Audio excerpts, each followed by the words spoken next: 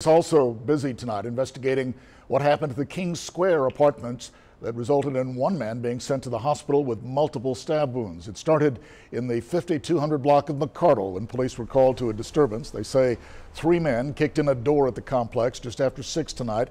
And then at some point, a 39-year-old man was stabbed, again, multiple times. Police are still trying to piece together what happened, and something they say is pretty difficult considering there were no actual witnesses.